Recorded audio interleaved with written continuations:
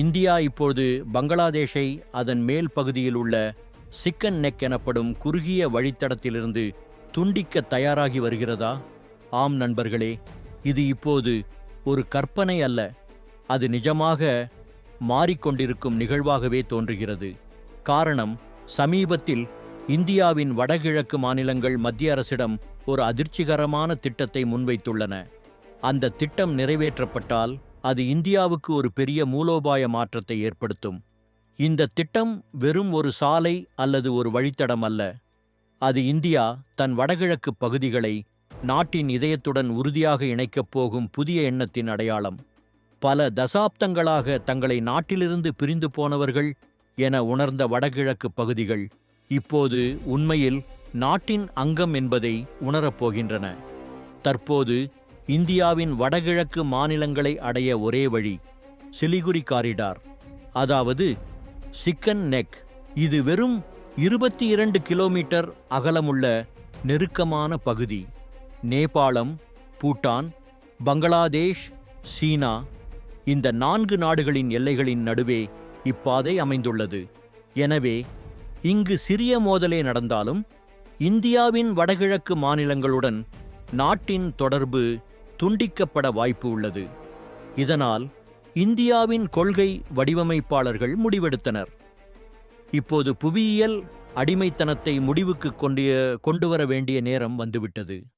இதன் விளைவாகவே ஹிலிதுரா காரிடார் திட்டம் உருவானது.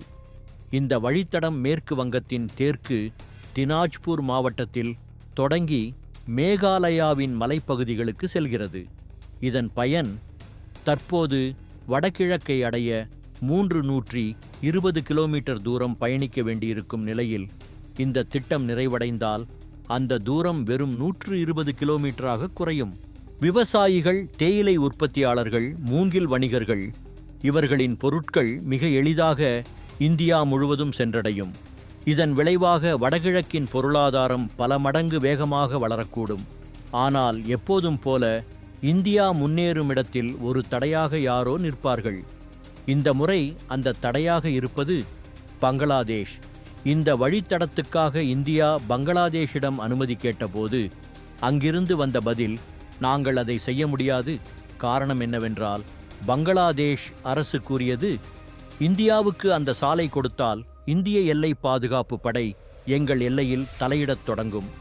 அது மட்டுமல்ல, இந்திய இராணுவ இயக்கம் அவர்களது எல்லைக்கு மிக அருகில் வந்துவிடும் என்ற பயமும் பங்களாதேஷில் நிலவுகிறது.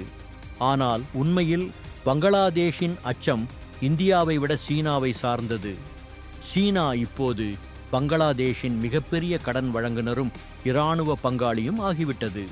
பல கோடி டாலர் கடன்கள், ஏவுகணைகள், போர் விமானங்கள் எல்லாம் சீனாவிலிருந்து வந்துள்ளன.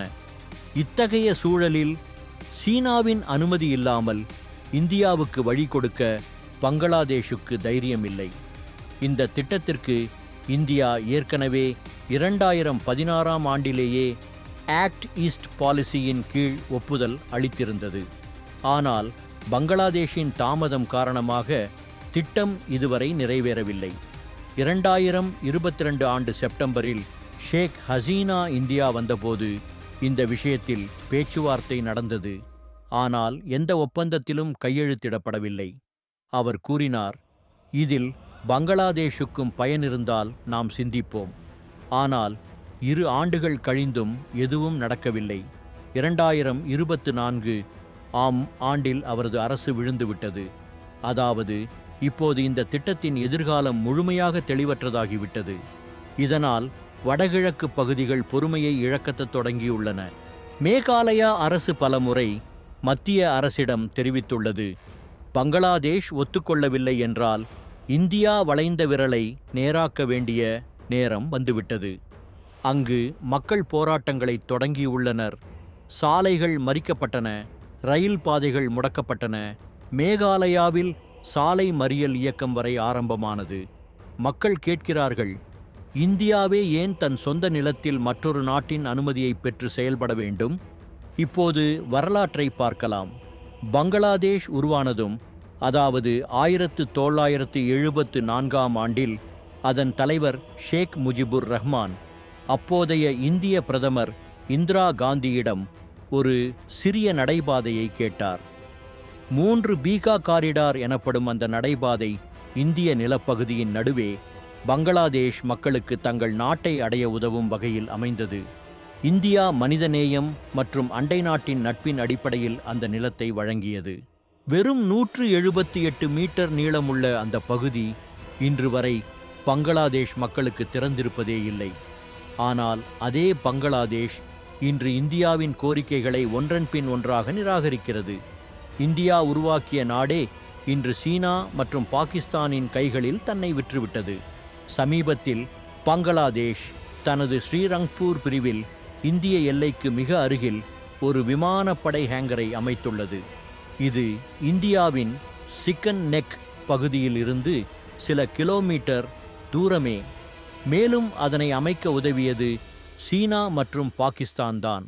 எதிர்காலத்தில் அவ்விடத்தில் சீன மற்றும் பாகிஸ்தான் போர் விமானங்களும் நிறுத்தப்படலாம் என திட்டமுள்ளது. சிந்தித்துப் பாருங்கள், இந்திய எல்லைக்கு அருகே சீன போர் விமானங்கள் இருந்தால் அது எவ்வளவு ஆபத்தானது? எனவே இது வளர்ச்சியின் விஷயம் மட்டுமல்ல, இது பாதுகாப்பின் கேள்வியும் ஆகும். பங்களாதேஷின் இந்த அணுகுமுறைக்கு இந்தியா இப்போது அதே மொழியில் பதிலளிக்க வேண்டிய நேரம் இது. ஒரு காலத்தில் பாகிஸ்தான் சிந்து நதி நீரை தவறாக பயன்படுத்தத் தொடங்கிய போது இந்தியா தண்ணீரை நிறுத்துவதாக எச்சரித்தது. இப்போது அதே நிலை பங்களாதேஷிற்கும் பொருந்துகிறது. ஹிலிதுரா காரிடாருக்கான அனுமதி வழங்கவில்லை என்றால் இந்தியாவும் 3 பீகா நடைபாதையை மூட முடியும். அந்த வழியில் 15 முதல் 25,000 பேர் வரை அன்றாடம் பயணிக்கிறார்கள். அந்த வழி மூடப்பட்டால் அவர்கள் வாழ்க்கையில் ஏற்படும் தாக்கம் பங்களாதேஷுக்கு கடுமையான பாடமாக மாறும். இது வெறும் எச்சரிக்கை அல்ல, இது ஒரு மூலோபாய உத்தி.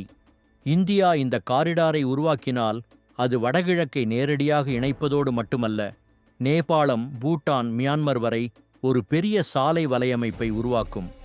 இது சீனாவின் பெல்ட் அண்ட் ரோடு திட்டத்துக்கு நேரடியான பதிலாக இருக்கும். இந்தியாவுக்கு இப்போது வாய்ப்பு இருக்கிறது. வடகிழக்கு 7 சகோதரிகள் அல்ல, வலுவான சகோதரிகள் என மாறும் நேரம் இது. ஆனால் நண்பர்களே, இது வெறும் அரசியல் அல்லது புவியியல் விஷயம் அல்ல. இது இந்தியாவின் சுயமரியாதை மற்றும் இறையாண்மை பற்றிய கேள்வி. இந்தியா எப்போதும் பிறரின் அனுமதி கேட்டு நடப்பதா? இல்லை. இப்போது இந்தியா தன் உரிமையை தானே எடுத்துக்கொள்ள வேண்டிய நேரம் இது. பங்களாதேஷ் சீனா பாகிஸ்தான் கூட்டணியில் சிக்கியிருந்தால் இந்தியாவும் அதன் பதிலை செயல்களால் காட்ட வேண்டும்.